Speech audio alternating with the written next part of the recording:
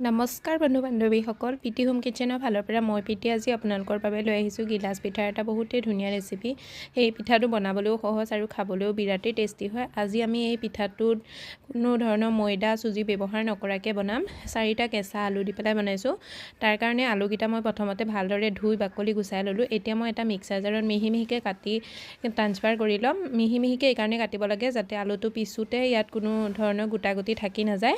আৰু 2টা কেঁচা জলকীয়া মিহিকৈ কাটি এড কৰি দিছোঁ। 1 ইঞ্চি আদাও মিহিকৈ কাটি এড কৰি দিছোঁ। সেইখিনি ভালদৰে একদম পিচি ল'ম, পূৰা মিহিনকৈ পিচি ল'ব লাগিব।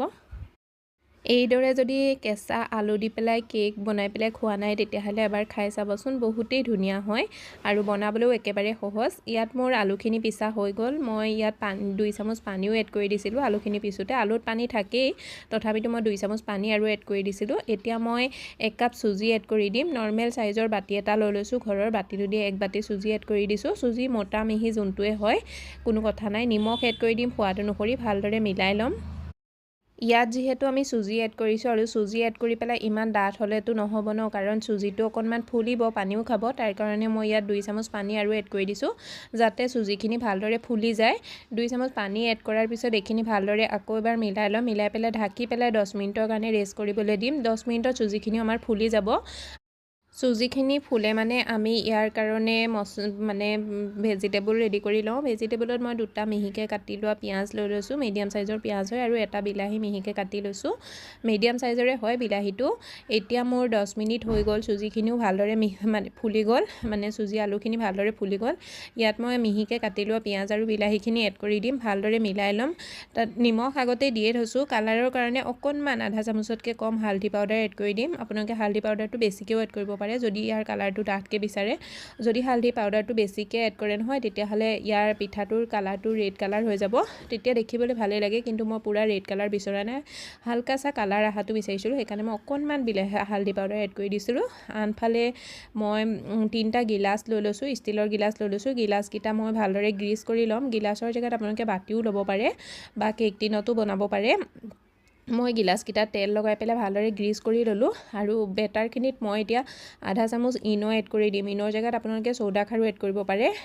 চৌদা খাৰ যদি এড কৰে নহয় তেতিয়াহ'লে আধা চামুচতকৈ কম চৌদা খাৰ এড কৰি দিব, আৰু আধা চামুচ বেকিং যোনটো পাউডাৰ হয় নহয় সেইটো এড কৰি দিব।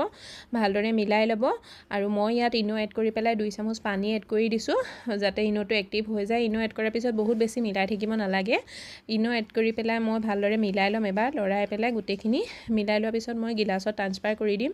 আৰু ইয়াত যিহেতু ইনো এড কৰিছোঁ সেইকাৰণে মই গোটেইখিনি ভৰ্তিকৈ গিলাচটোত বেটাৰখিনি ট্ৰান্সফাৰ নকৰোঁ, আধা খালীকৈ কৰিম যাতে ইনো দিয়াৰ কাৰণে এইটো আমাৰ ফুলিও যাব।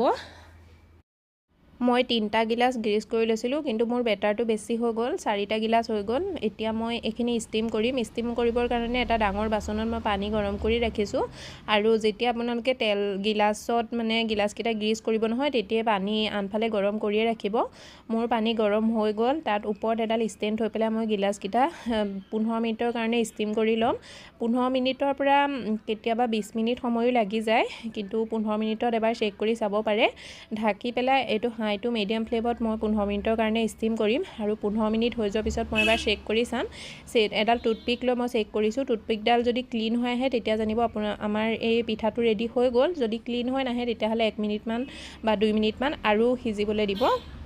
ইয়াত মোৰ টুথপিকডাল ক্লিন হৈ আহিছে, মোৰ পিঠাটো ৰেডি হৈ গ'ল।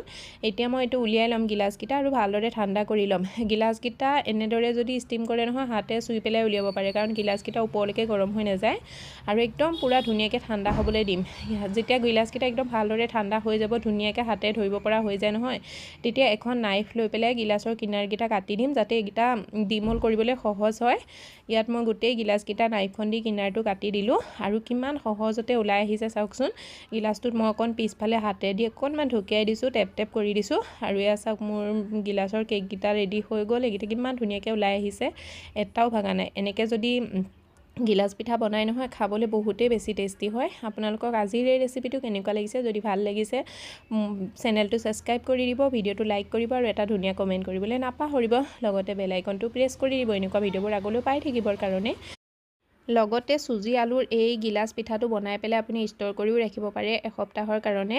যেতিয়া ষ্ট'ৰ কৰে নহয় এয়াৰটাইট কণ্টেইনাৰত বন্ধ কৰি পেলাই ফ্ৰিজত ষ্ট'ৰ কৰি থৈ দিব আৰু যেতিয়া মন যায় আপুনি এইটো অকণমান ফ্ৰাই কৰি পেলাইও খাব পাৰে, কিন্তু এনেকৈ পেলাইও খাব পাৰে, বহুতেই টেষ্টি হয়। মই আজি ফ্ৰাই কৰা নাই, যদি আপোনালোকে ফ্ৰাই কৰিব বিচাৰে এইটো পিচেছত কাটি পেলাই ফ্ৰাই কৰি ল'ব পাৰে, বা যদি এনেকৈ পেলাইও ফ্ৰাই কৰিব বিচাৰে নহয় তেতিয়াহ'লেও কৰি ল'ব পাৰে। খালি অকণমান তেল দি পেলাই তাত 1 চামুচ সৰিয়হ এড কৰি দিব, 10-12টামান নৰসিংহৰ পাত এড কৰি পেলাই অকণমান জলকীয়া গুড়ি এড কৰি দিব আৰু এইটো উল্টাই পুল্টাই ফ্ৰাই কৰি ল'ব।